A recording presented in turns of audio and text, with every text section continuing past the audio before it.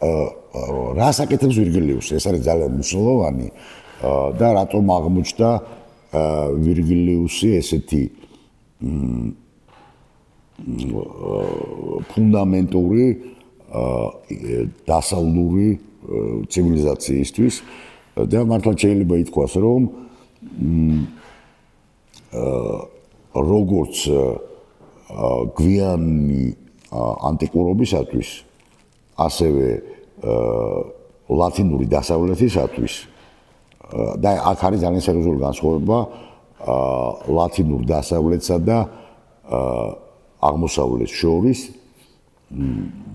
და რაღაცნაირად ერთ რამდენიმე წუთით ამაზე ვისაუბრებ. ახლა ისტორიულ-პოლიტიკური თვალსაზრისით გვაქვს ეგეთი სიტუაცია, ხო? როცა ვლაპარაკობთ ევროპაზე, ვლაპარაკობთ საშუალო საუკუნეებზე, ანუ ვთქვათ ასე ითვლებ, ერთიანი იმპერია, რომელიც კონსტანტინეს შემდეგ იმისათვის რომ შედარებით მარტივი ყოფილიყო მისი მართვა პრინციპში დიოკლეტიანეს მერე ჩდება ეს მომენტი, მაგრამ მოდეს ცოტა რაღაცები გამოვტოვოთ. დასავლეთი ნაწილი, აღმოსავლეთი ნაწილი. აღმოჩნდა რომ დასავლეთისა და აღმოსავლეთი იმპერიების ბედი ერთი იმპერიის, მაგრამ განსხვავებული აღმოჩნდა. მე ესე იგი აღმოსავლეთში იმპერია მიარსება 1453 წლამდე, კონსტანტინოპოლის დაცემამდე, მე-19 საუკუნის ესე იგი შუა პერიოდი. რაც შეეხება დასავლეთში მოხდა შემდეგი რაღაცა, ესე იგი, პირველი სერიოზული 410 წელი ხო ალარიხის მიერ რომის აღება და მისი დანგრევა, შემდეგ უკანასკნელი იმპერატორი რომულუს ავგუსტული ქრება, არ ვიცით მისი ბედი, შემდეგ აი ეს გერმანული პერიოდი თეოდორიხი, რომელიც კი იყო იმპერატორი, მაგრამ უკვე სერიოზული ცვლილება მოხდა, იმიტომ რომ გოთები იყვნენ ჯარში, ხოლო ოფიციუმში იყვნენ ლათინები, აი ეს გამიჯნე ერთი მეორისაგან გოთები სამხედრო საქმეში, ხოლო ლათინები მართვაში. ამის მერე მე-6 საუკუნეში იუსტინიანე პირველის დროს იუსტინიანე გადადის დასავლეთის ტერიტორიაზე და ხდება რენოვაციო იმპერია, ანუ გაერთიანება ამ იმპერიების ისევ, მაგრამ იუსტინიანეს სიკვდილის შემდეგ მაინც სურათი გვაქვს იგივე რომ აღმოსავლეთის ტერიტორიაზე იმპერია მიდის თავისი ცხოვრებით, იქ ხდება ის, რასაც უწოდებენ აი სამი საუკუნე, ბნელი საუკუნეები, ანუ ხდება ჩანაცვლება ახალი წარმონაქმნით, თქვა და ასე, რასაც უწოდებთ ევროპას, ჯერ შარლემანის შემდეგ ის, რასაც ქვია წმინდა რომის იმპერიუმ საკრუმ, გერმანელი ხალხის საღვთო იმპერია, პრინციპში წმინდა არა, იმიტომ რომ საკრუმ და სანქტუს ერთმანეთისგან განსხვავდება სიწმინდე სანქტუმსა. სიწმინდე სხვა მნიშვნელობა აქვს, საკრალურ სხვა მნიშვნელობა აქვს. ამიტომ ქართულად, ჯობია ალბათ საღვთო იმპერია. იმპერიუმ საკრუმ ლათინურად. აი, აღმოჩნდა ისე, რომ აი დასავლეთის კულტურისთვის ფართო გაგებით რაღაც გარკვეული აზრით ეს მე-19 საუკუნესაც ეხება. ვირგილიუსი აღმოჩნდა ცენტრალური ავტორი სკოლის და მასწავლებელი. ის რომ დანტემ სწორედ ვირგილიუსი აირჩია თავის წინამძღოლად იმაში რა ქვია კომედიაში, აბსოლუტურად არ არის შემთხვევითი. იმიტომ რომ ესე იგი ეს არის სკოლის კლასიკოსი რაც ნიშნავს, ის ვინც კლასში ეკითხება. მთელი ეს ტერმინოლოგია ლათინურ წარმოშობისას, კურიკულუმი რა წრე, ავტორთა წრე, რომელიც არის კლასიკურ კლასში წასაკითხი ავტორების წრე. აი ესე თქვით ამას ნიშნავს. და ვინ არიან ესენი? 4+2 აუცილებლად რა თქმა უნდა ვერგილიუსი, ჰორაციუსი, ოვიდიუსი, მაგრამ სტაციუსიც და ლუკანუსიც. ეს გვიანდელი შედარებით პოეტები.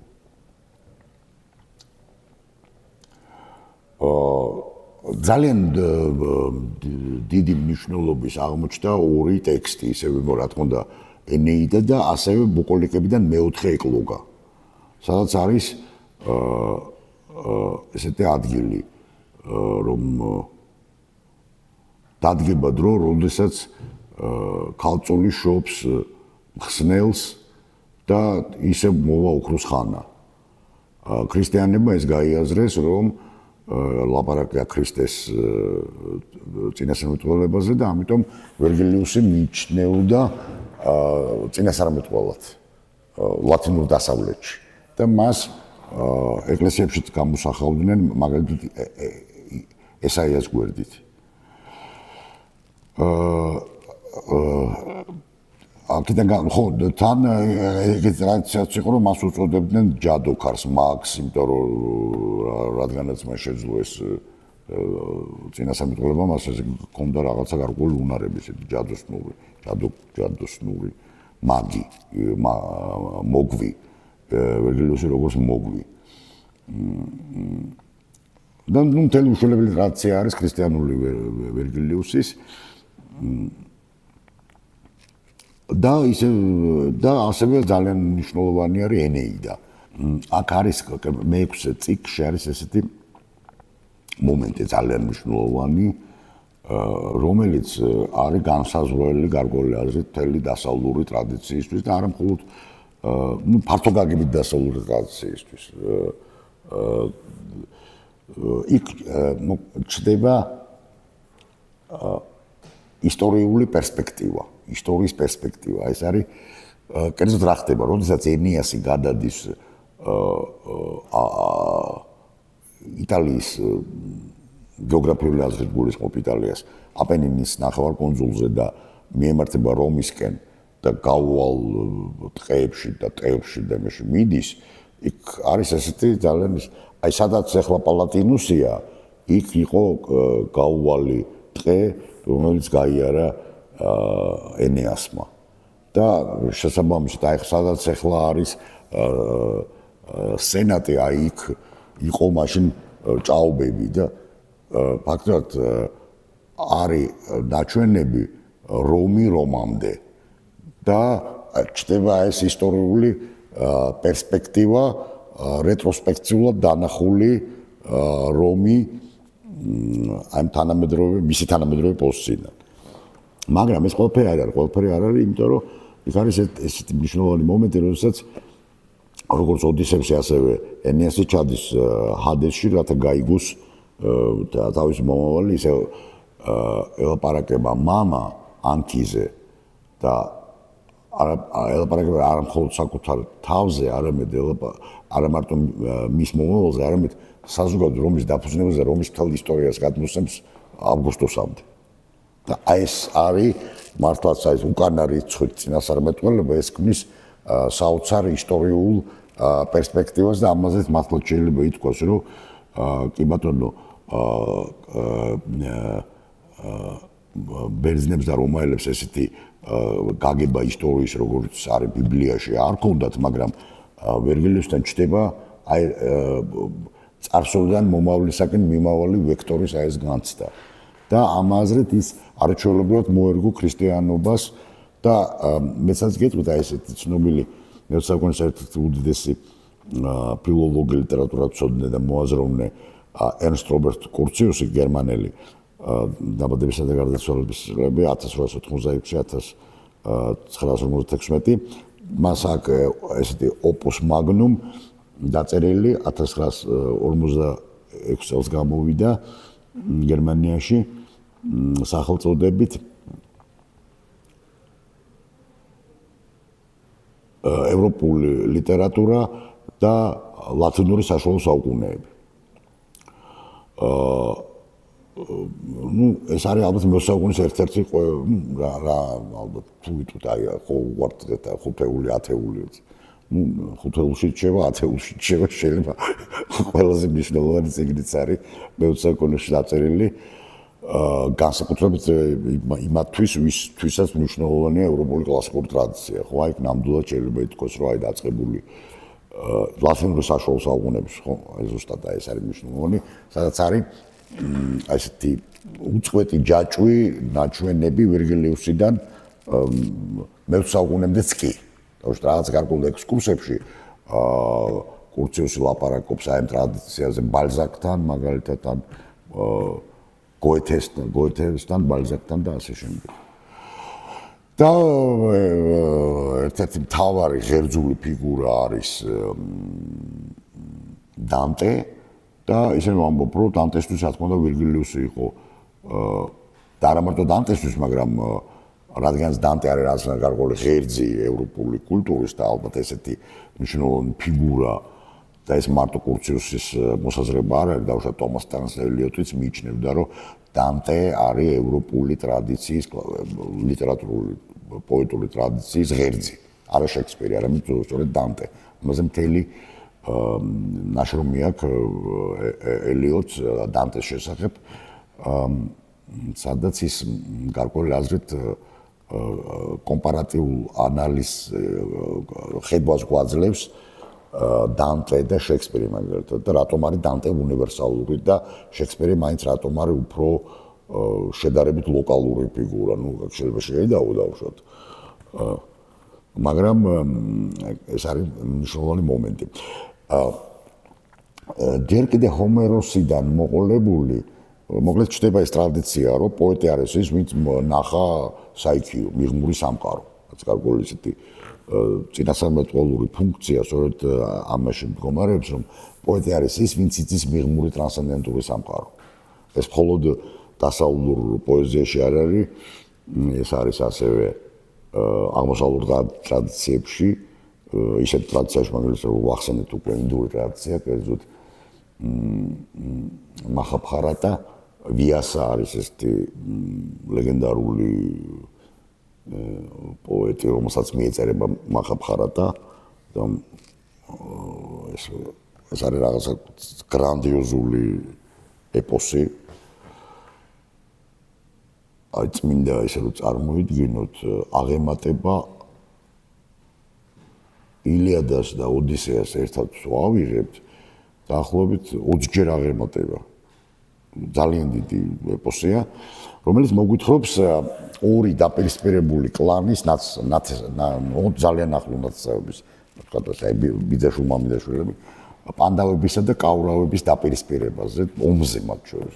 სიცოცხლისეული ომი იმართება და არის ესეთი საკმაოდ მცირე ნაწილი, ხო ვაიღო ეს უშველებელი ეპიკური პოემა, არის 70 გვერდია. ბჰაგავად გიტა, რომელიც არის ალბათ შეიძლება აი ისეთივე მნიშვნელოვანი, როგორც მთელი მაჰაბჰარატა. რატო არის მნიშვნელოვანი ბჰაგავად გიტა? იმიტომ რომ შეიძლება ითქვას, რომ მასში არის არა უბრალოდ გასაღები მთელი მაჰაბჰარატის, არის გარკვეული აზრით, ეს არის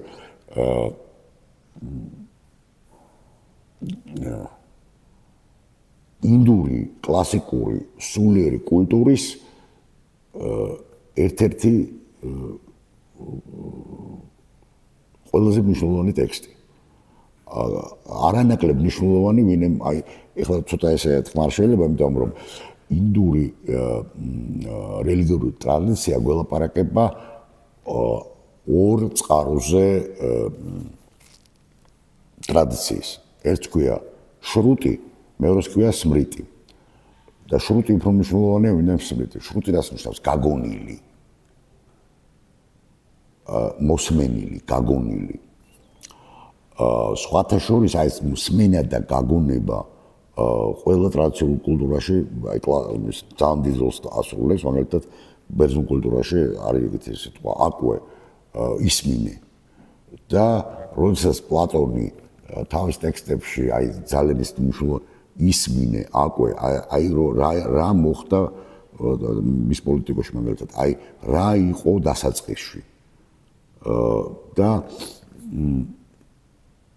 უნდა ითქვას რომ ზუსტად ასეთივე მნიშვნელობის არის სმენა მე რო გეუბნებით რომ აი ზეპირად გადაიცემა რომ უნდა უსმინო და იმახსოვრო და გადასცე ანუ ზეპირის სიტყვა არის უფრო ავტორიტეტული ვინმე დაწერილი აი მაგალითად იმავე ებრაულ კულტურაში ხო რა არის თავარი ლოცვა როდესაც ჩვენს მაცხოვარს ეკითხებიან რომ თავარი ცნება შმა ისრაელ შმა ისმინე ისრაელ შმა ისრაელ ეს არის მართლმორწმუნე იუდეველისთვის დღემდე ეს არის ყველაზე დიდი ლოცვა შმა ისრაელ ესე იწყება აი რო იღვიძებს იუდეველი პირველად შმა ისმინე ისრაელ უფალი შენი ღმერთი ერთია და შეიყვარეს მთელი შენი გული მთელი გონებით შენი სულ შმა სხვა შეიძლება ძალიან შორს რო არ წავიდეთ შეიძლება არ არის რელიგიური ტექსტი, თუმცა არის მაშინ ძალიან მნიშვნელოვანი საგრაულ რაციული მომენტები. დავით გურამიშვილის დავისთიანი როგორ იწყებასა.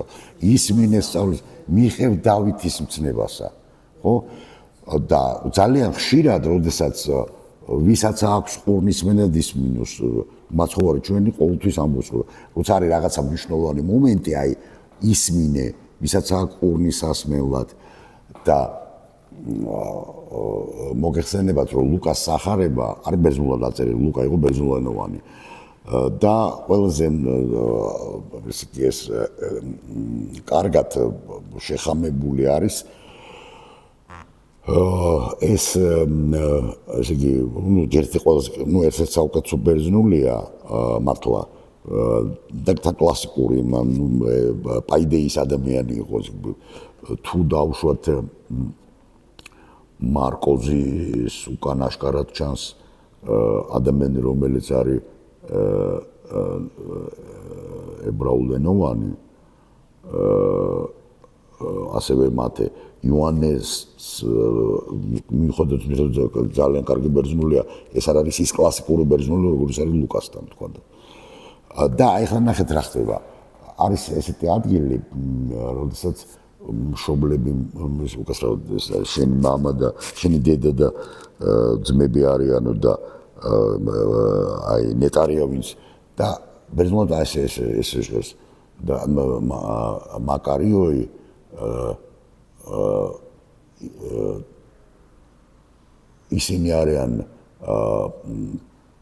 ისინი არიან ნეტარნი მაკარიოი ვინც ton logon tuteu acuntes kai filasontes vinc inachავს და vinc acuntes ton logon acuntes ეს ჟღერს როგორც ჰერაკლიტე იმიტომ რომ ჰერაკლიტეს ყველაზე ცნობილი ფრაგმენტი არის ის რომ არის acuntos acunte ton logon tuteu ესე იგი ის vinc ისმენს ლოგოს ჩემს ჰერაკლესთან არის როგორ არის იცით ton logon I am logos acquente იმპერატივშია მე შეიძლება კარგახანი ბერძნულის არ გადამიხედავს ეგრევე გავიწყდება ვინც ამ ლოგოს უსმენს ანუ ლოგოსის სმენა ეს არის სწორედ აი პირველად მეტაფიზიკურ მდგომარეობაში ყოფნა და ტრადიციაში ყოფნა და ვინც ამას ისმენს ის არის პლატონთან სხვა შორის დაარსებულს არ არის ეგეთი არხაიო პალაიო ძველები რომლებიც გადმოგცემენ აი ამ სიტყვას და ფლასონტეს პლატონთან ერთ მომენტი ლოგოსი იშვიათად არის უფრო ნახსენებია მოძღვრება და ფილოსოფია როგორც ტრადიცია რომელიც გადმოგცეს არხაიო პალაიო ღმერთებმა გადმოგცეს ეს არის ფილებუსში არის ეს მომენტი მოკლედ ასეთ რომ ისე მოკლედ სმენა და მოსმენა არის უფრო მნიშვნელოვანი ვინმე მკითხვა და ვინმე დაწერილის კითხვა და აქედან გამომდინარე აი შრუტი ინდოტრადიციაში გულისხმობს მოსმენელს და ვინ ლაპარაკობს? რა თქმა უნდა ღმერთი ლაპარაკობს, ღმერთები ლაპარაკობენ, ღმერთი ბრაჰმანის ბგერა პირველი, ანუ ყველაფერი ილუზია, რასაც ჩვენ ხედავთ, ბრაჰმანი არის ერთადერთი რეალობა. დანარჩენი რასაც ხედავთ ან გვესმის, ანუ ყველაფერი მაია, ანუ სიზმარი და უნდა გავიღვიძოთ, იოგა არის სწორედ გაღვიძება. მაგრამ არის ერთადერთი, რაც იგივე არის ბრაჰმანი. ეს არის პირველადი ბგერა. აუმ ბგერზე მედიტირება, ანუ მისი სმენა, აი ეს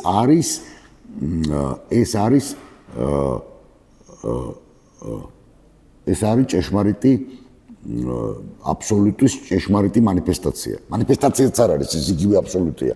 ამიტომ აქვს ესეთი მნიშვნელობა რიგვედას და უპანიშადებს. ჩხანდოგია უპანიშადებში არის ერთი საოცარი მომენტი, როგორ ღმერთები როგორ დაემალნენ სიკვდილს და შევიდნენ სამ ბგერაში. ეს რა ბგერებია? რიკ, სამან, იაჯურ, ანუ ეს სამი ვედა. და აიფარეს ეს ბგერები, ღვთაებრივი, მეორნაირად ღვთაებრივი ჰანგები აიფარეს და სიკვდილმა ისინი ვერ დაინახა. და ისინი გახდნენ უკვდავები ღმერთები. და ვინც ამ ბგერას ასე იმეორებს, ამ აუმს, ისიც გახდება ისევე უკვდავი, როგორც ღმერთი. გვეუბნება ჩხანდოგია უპანიშადა. ანუ მთელი ესე იგი ეს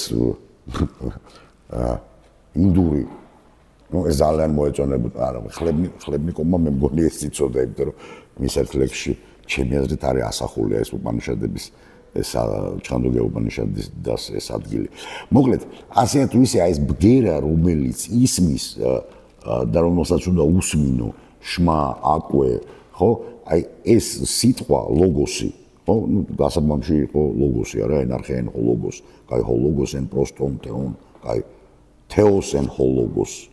ანუ ღმერთი იყო სიტყვა. თეოს ამ შემთხვევაში არის ატრიბუტი თეოს εν ხო ლოგოს.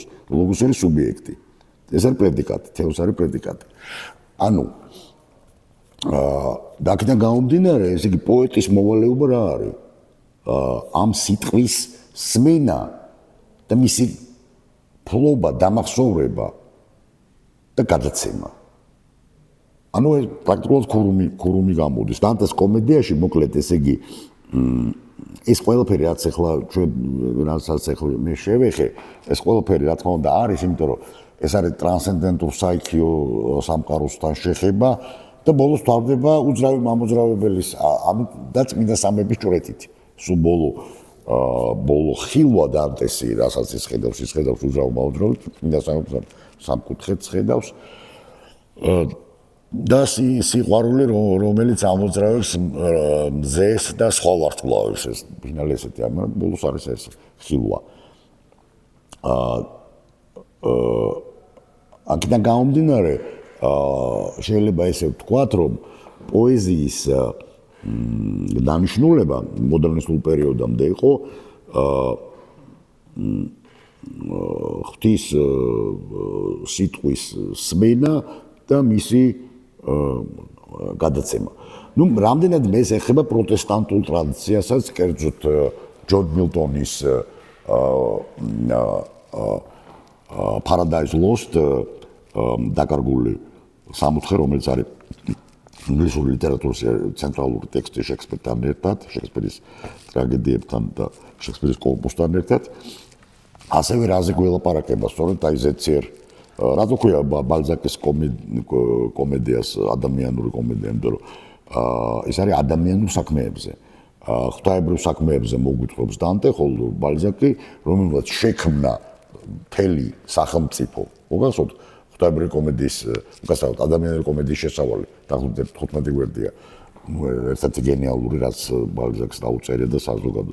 სადაც ლაპარაკობს, რომ მან შექმნა მთელი სახელმწიფო, რომელშიც არის მთელი ეს რომელსაც აქვს თავისი დროშები, თავისი ღერბი, თავისი დედაქალაქები, თავისი რა ქვია, საბაჟო, თავისი ყველა ამას ქვია, აი ეს არის მისი აი ეს სხვა შორის მას ჰქონდა ვიზიონი. ну რა თქმა უნდა უკვე რაღაცები დაწერილი ქონდა მაგრამ პარიზში თვითონ აქ ეს აღწერილი ერთ წერილში არის ყოველთვის და თუძუს აი ღვთაებრივ გამოცხადებასავით დაინახა ეს მთელი თავისი სამყარო და მივიდა თავის დასთან და იქ უყვებოდა რომ აი ეს ვნახე და ამის მერე იწყება სწორედ მანამდე აქ რამდენიმე რომანი დაწერილი მაგრამ აი ეს ერთიანი ეს სამყარო როგორც ტექსტი და ტექსტი როგორც სამყარო ბიბლიას აქვს აი ეს გამჭოლი პერსონაჟები ეს ხო აი ეს გარკვეული ვიზიონის შედეგი არის ანუ ბალზაკიც ამ ტრადიციაში ზის გარკვეული აზრით რომ ერთი შეხედვით როცა ვკითხულობთ ახალი ავტორია მოდერნის ეპოქის ხო და შეიძლება ითქვას რომ მან შექმნა სწორედ ახალი ჟანრი რომანის თანამედროვე გაგებით და ეს თანამედროვე რომანის თანამედროვე გაგება დღემდე არ დამთავრებულა ჩვენ დღემდე ვართ აი ბალზაკისეულ რომანში კი შეიძლება მას სახე უცვალეს შეიძლება აი პოსტმოდერნის ეპოქაში ეს პაროდირება მაგრამ როგორც სტრუქტურა როგორც ქრონოტოპოსი როგორც გარკვეული სტრუქტურა ეს არის იგივე რაღაცა ერთიანი ქრონოტოპოსი თქვა და ასე ერთიანი რაღაც გარკვეული სტრუქტურა აქედან გამომდინარე ნუ კიდე ერთ მომენტს შევეხები ისევე IQ და ტრანსცენდენტური სხივა როგორც პოეტის დანიშნულება და აქ არ შემიძლია არ ვახსენო მეცნიერების ერთ-ერთი ძალიან მნიშვნელოვანი უზამთრეშიც გადმოვიდა უფრო კონკრეტულად თეოლოგი ქრისტიანი თეოლოგი რომელიც ამერიკელი იაროსლავ პელიკანი რომელიც სიცოცხლის ბოლოს გახდა შეუერთდა მართლმადიდებელ ეკლესიას ეს არის ავტორი ერთ-ერთი ძალიან ისეთი გავლენიანი და მნიშვნელოვანი წიგნის ქრისტიანული დოგმის ისტორია 6 ტომად ვორჩდები მაგრამ ამავე დროს მან დაწერა ესეთი წიგნი ფაუსტი როგორც ფილოსოფოსი და იქ არის ესეთი კოსმოსში მანამდე ну ალბათ ეს რა ზედაპირზედებს მაგრამ ну მე პილოტ პელიკანთან ნახე ესეთი რომ სამ ყველაზე ცენტრალური ნაწარმოები ევროპული კულტურის რომ იწყება ვნების ტრივიუმში. ვნების ტრივიუმი ესე იგი წითელი დიდი ხუთშაბათი, წითელი პარასკევი, დიდი შაბათი. კერძოდ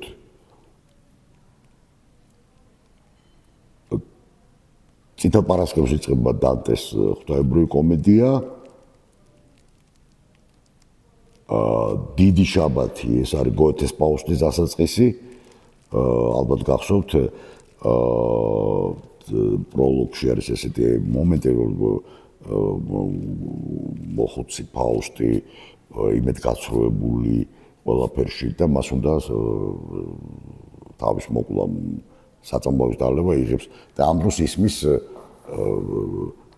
ზარების აღდგომო ცისკრის ზარები ისმის ან დიდი შაბათიდან გადავედით აღდგომაში და ის შეაჩერებს და აი ეს ღვთაებრივი ხმები ანგელოზთა გუნდი ერთვება და ნუ ბოლოს ფინალი გახსოვთ ხო ფაუსტის ამაღლება ზეცად სადაც ის გაივლის აი სრულად კანონიკურ ლათინურ ზეცას თავისი თეოლოგებით პატრ სერაფიკუს პატრ პროფუნდუს და ამ შემდეგ ყველას თავის პროდუქტი ყავს მონავენტურა დონსკოტი და ამ შემდეგ და ბოლოს ნუ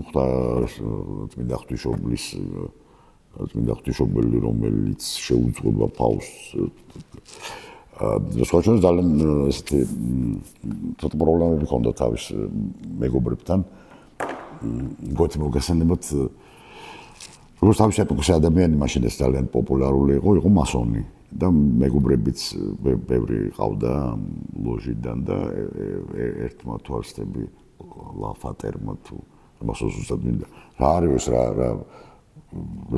ზანერი ფინალი არის შავრაზმული და ჩამორჩენი ხო და ასე გვეთქვი რომ თუ მე თუ ეს არის ჩემი ქრისტიანობაო და თუ ჩემ ქრისტიანობასთან არ დამტოვებდო ვებს ვერ გაიგებდო და მე მგონი ტომას ელლიოტს აქ რომ რატომ პროტესტანტული ზეცა ძალიან ჭლე არისო აი მილტონისო და სულ სხვა არის დამტევდა ამიტომ გოეთე რომელსაც არ უყვარდა დანტეს სხვათა შორის იტალიური მოგზაურობებში საკმაოდ რამდენიმე სერიოზული საკრაკე დანტეს მიმართ. მაგრამ ბოლოში პრაქტიკულად დანტეს გზა გაიმეორა ფაუსტის გენიალურ ფინალში, რომელიც მე-20 საუკუნეში გახდა წყარო და შთაგონება გენიალური გუსტავ მალერის მერვე სიმფონიის, რომლის პირველი ნაწილი ეს არის ლათინური კათოლიკური ლოცვა ვენი კრეატორ სპირიტუს მუდი შემოქმედო სულო და შემდეგ არის ფაუსტის ფინალი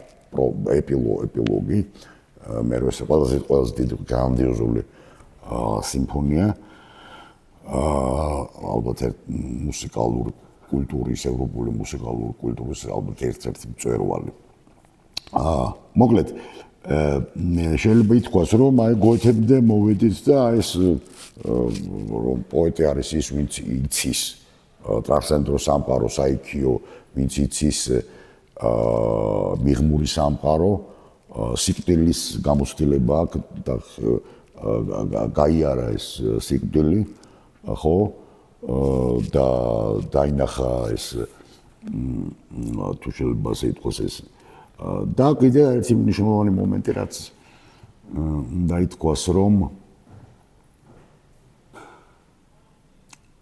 ძალიან ახლოს არის სიკვდილთან ეს გამოცდილება ეს არის სიყვარულის გამოცდილება პოეტი არის ის და სხვა შორის აქ უნდა გავუსამართლოთ პლატონი რომელიც ლაპარაკობს თავის ფედროში 4 თეიამანია ღვთაებრივი ელდა ღვთაებრივი ბნედა თუ შეიძლება ასე ითქვას პირველი ეს არის მისამის წინასწარმეტყველის პითიას მაგალითად რომელიც წინასწარმეტყველებს აი თეიამანიაში ხოლო სხვა ქრუმები ახდენენ აი ამ ტექსტის ჰერმენევტიკას ანუ ერთია ის პლატონი ასოებს ერთმანეთს ორაკულის ორ ტიპს ეს იგი წინასწარმეტყველ მისამთა ერთი რომელიც უშუალოდ აი ლაპარაკობს რომელსაც ესმის ღმერთის ხმა და მეორე ვინც აკეთებს მის ინტერპრეტაციას მეორენი თქვა და ასე მეორე არის ეს საგანგებო ესეთი მომენტია ძალიან საინტერესო განწმენდის იმაზე ლაპარაკობს რომელიც დიონისესთან არის დაკავშირებული მესამე არის სწორედ აი მიჯნურის თეიამანია ანუ შეყვარებულის მეოთხე ფილოსოფოსის და ვერგილიუსთან ეს ჩემი დაკვირვება არ არის ეს არის ერთ-ერთი ყველაზე მნიშვნელოვანი წიგნი რაც დაწერილა დანტეზე ეს არის მე-20 საუკუნის ერთ-ერთი ძალიან დიდი მწერალი ტოლკინის და C.S. ლუისის უახლოესი მეგობარი ჩარლზ უილიამსი რომელიც ნაკლებად არის ცნობილი შედარებით თუმცა არანაკლები სულიერებისა და ლიტერატურული ტალანტის ადამიანი იყო. მას აქ დაწერილი, გარდა იმისა, რომ აქ დაწერილი 7 რომანი, განსხვავებით ტოლკინისაგან და ლუისისაგან, მისი მის პროზას გულისხმობ ამ რომანებს. ის წერდა არა ფენტეზის ჟანრში, არამედ ის წერდა ჟანრში, რომელსაც შეიძლება უწოდოთ მისტიკური ტრილერი. მაგალითად, ერთ-ერთი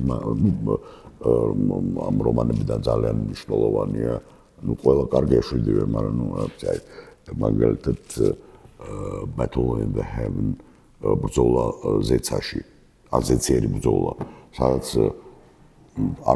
თან რაც არაჩვეულებრივი სიუჟეტები აქვს, საოცრად მახვილგონივრული, მაგრამ თვითონ ძალიან მისტიკური ადამიანი იყო. უბრალოდ ისევ ეს არ არის რაღაც ლიტერატურული ალეგორია,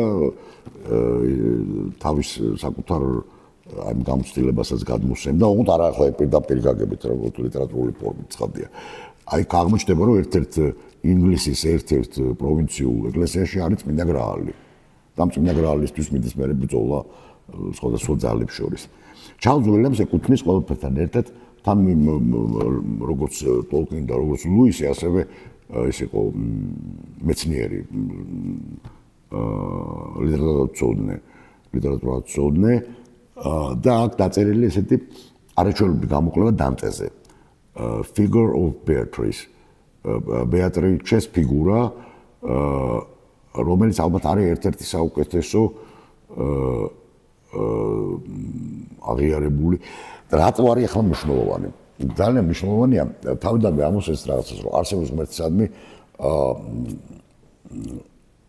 ორგვარი ხატსახეობრივი დამოკიდებულება პირველი როდესაც გამოხატავთ ნეგატიური ხატწერით როგორც დიონისე არეოპაგელი ანუ ის ავტორი რომელიც ამოეფარა დიონისე არეოპაგელს ალბათ მე-5-6 საუკუნეების სირიელი მისტიკოსი და ლაპარაკობს ღმერთზე აპოპატიკურად, ხო, რა არ არის ღმერთი. და რომ ეს ყველაფერზე აღმატებულია. მეორე არის უცებ ლაპარაკობთ პოზიტიური ხატებით, როდესაც მაგალითად ამ აზრით ყველაფერი შეიძლება იყოს ღმერთის გამოხატულება. ყველაფრის უკან და ჩარლზ უილიამსი არის სამი მთავარი ფიგურა დანტესთან. ეს არის ფლორენცია რის გარშემოცე იგება მთელი პოემა. ფლორენცია, ვირგილიუსი და ბეატრიჩე. ქალაქი და ქალი ასევე ძალიან მნიშვნელოვანია ვირგილიუსთან, აღნიშნავს ჩარლზ უილიამსი, მაგრამ რა ხდება ვირგილიუსთან? ქალაქი რომის მისია, რა არის მისია? ისევე როგორც აბრაამს ენეასაც აქვს თავისი მისია. აბრაამი გამოდის თავისი ღმერთის გამოყავს თავისი მშობლიური ურიდან და მიყავს სადღაც. და მან უნდა ის უნდა გახდეს აი ენეასიც თავისი მშობლიური ტროადან გამოყავს და მას აქვს მისია, ქალაქი უნდა დააფუძნოს. და ამ აზრით და ამ გზაზე მას კართაგენში აღმოჩნდება ეს არის ჯერ ეს ომები არ არის კართაგენსა და რომს შორის. ანუ ეს არის უყურეთ რა არის მართლაც გამოდის რომ რეტროსპექტიული წინასწარმეტყველებაა ხო? კართაგენის დედოფალი ვინ არის? დიდონა და დიდონა რომელსაც შეუყვარდება ენეასი და ენეასი დიდონა შეუყვარდება ხელს უშლის მისი ქალაქი და ქალი ერთმანეთს უპირისპირდება. და დიდონა თავს იკლავს მე შეხვდება ჰადესში და არ დაელაპარაკება ენეასი ნაწყენია. და აქ პირიქით ეს არის აღმავალი ხაზი ვირგილიუსი ფლორენცია ბეატრიჩე სადაც ხდება ეს სინთეზი ქალი და ქალაქი ერთმანეთს აღარ უპირისპირდება პირიქით აღმავალი ესეთი მისტიკური ხატსახეობრივი ესეთი აღმასვლა მაგრამ ძალიან საინტერესოა ამ რა ხდება დანტესთან ხდება სწორედ ეს სიყვარულის, სიკვდილის და ტრანსცენდენტური სამყაროს ერთიანობის პოეტის სამი ფუნქცია ვთქვა და ასე ხო და გაგიყვირდება და გარეგნულად შეიძლება მოდერნისტული პოეზია ამ ყველაფერს თითქოს უპირისპირდება, მაგრამ აი სრულად მოულოდნელ ადგილებში აღმოაჩენთ, რომ აი ეს ძველი არქეტიპული ხატი სახეები მაინც არ ნახულად ცოცხალია დაწყებული ბოდლერით, დამთავრებული გალაქტიონით, იქნება ეს დაუშვათ ბოდლერისეული ხილვა თქვა და ასე ქალისა რომელიც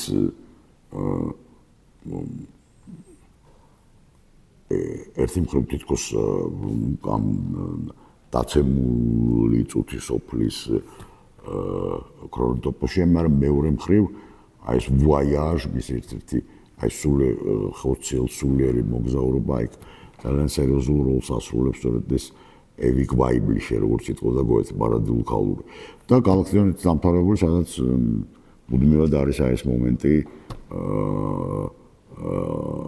არა მხოლოდ ლაპარაკია მერიზე არამედ თქვათ ასევე მარადოქალურზე რომელიც 1927 წლის კრებულში ძალიან უცნაურად და სრულად ეს მოულოდნელ ადგილებში გამოჩნდება ხოლმე უფრო ადრე ეს იყო ალექსანდრ ბლოკთან რომელმაც რაღაცნაირად აღორძინა ეს კურტუაზიული ტრადიცია. ამ კურტუაზიულ ტრადიციაზეც ერთ-ორ სიტყვას ვიტყვი, მაგრამ მაქვე მინდა ვთქვა, რომ არსებობს შესანიშნავი წიგნი ამ შესახებ, სწორედ აი ტოლკინის და ლუისის მეგობრის ნარნიას ქრონიკების უკვდავი ავტორის C.S. ლუისის, რომელსაც აქვს დაწერილი შესანიშნავი წიგნი ალეგორიული პოეზია, სწორედ კურტუაზიულ პოეზიაზე, დაწყებული ადრეული ტრუვერებით და ტრუბადურებით დამთავრებული მე-20 საუკუნის devotional ქართულად შეიძლება ელოტი ხმაროს მეტაფიზიკურ პოეზიას, უფრო სწორი იქნება მიძღვნითი პოეზია. თქვა და ასე კერძოდ ჩოსერთანაც როგორ არის ყველაფერი და უფრო გვიანდელი პერიოდი მე-16 საუკუნის მე-16 საუკუნის პოეზიაშიც. დიდი მადლობა. დღეს ამ დავამთავროთ.